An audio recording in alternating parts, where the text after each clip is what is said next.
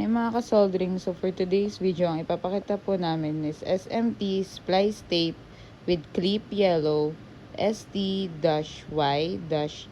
and ST-Y-12. So ito po sila guys. Meron po tayong dalawang splice tape dito. Isang 8mm. Yun ang 8mm guys. At isang 12mm.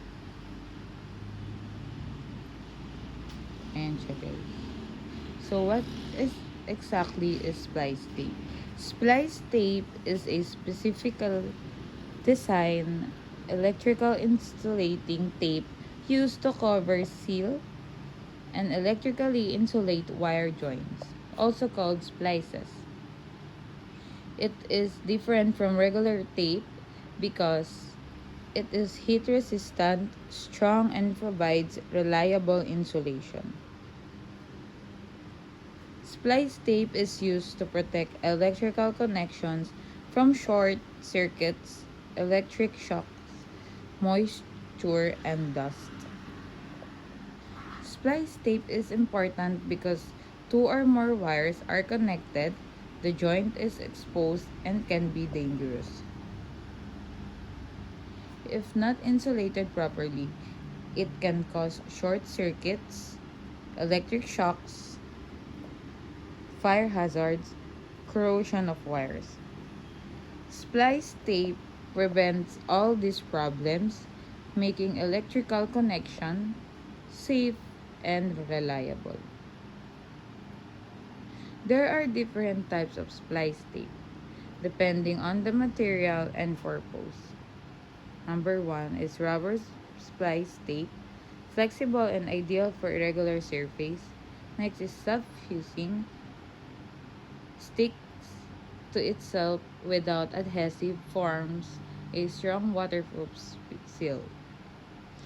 PVC splice tape, commonly used for general electrical insulation and easy to wrap. Each type is chosen based on the environment and voltage of the application. Here are some uses of splice tape. Number 1 is insulation of wire joints, covers the bare connections. Number 2 is mechanical protection, keeps the joint secure and prevents wires from loosening. Number 3 is moisture protection, prevents water and dust from reaching the conductors. Number 4 is repair and maintenance, temporary or permanent fixes in wiring. Number 5 is reinforcement, provides extra insulation over motor windings or transformers. Basically, whenever there is a wire joint, splice tape is used to ensure safety and durability. Where is splice tape used? Practically everywhere in electrical systems, but cable splicing in homes and industries. Number 2 is motor windings. Number 3 is transformer connection. 4 is control panels. Next is high voltage electrical wiring. And lastly is repairing damaged insulation in wires.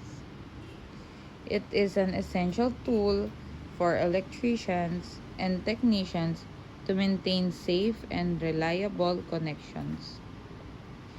The main advantages of splice tapes are: number 1, prevents short circuits and electric shock.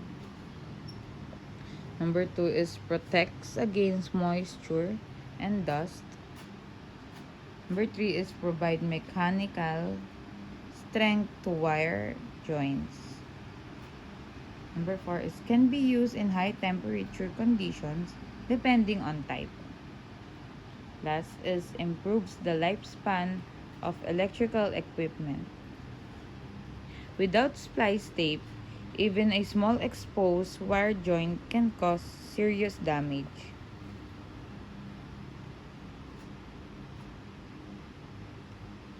Here is a simple step-by-step method to use splice tape. Number 1 is strip the wire and make the joint.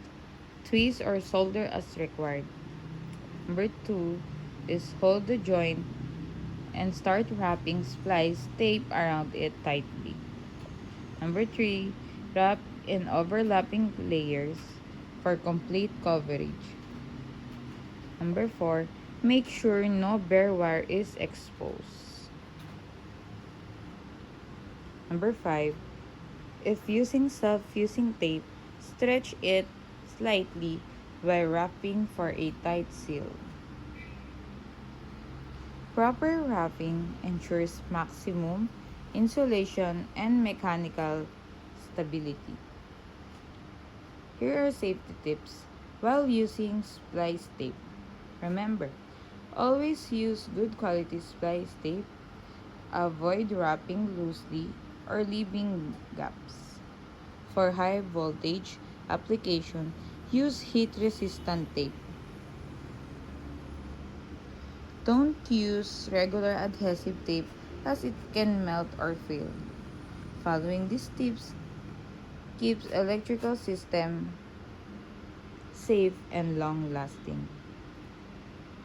Splice tape is a simple but very important electrical material.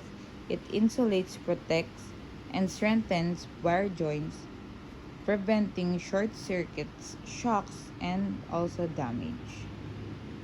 Whether in motors, transformers, or household wiring, splice tape ensures safety and reliability.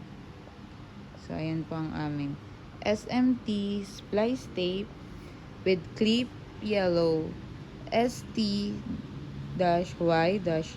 and ST-Y-12.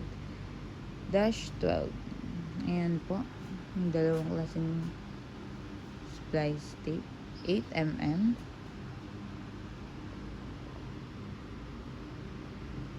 Ayan. Ayan ang aming 8mm. Ito naman ang aming 12mm. Ayan yung tape with clip yellow. Ayan namin 12. Ito naman ng 8.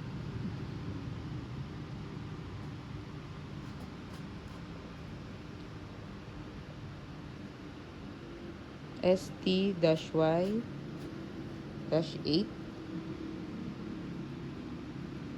and ST-Y-12. Ayan po. Yun lang guys, huwag niyo pong kalimutan mag-subscribe sa aming YouTube channel and TikTok accounts. Thank you!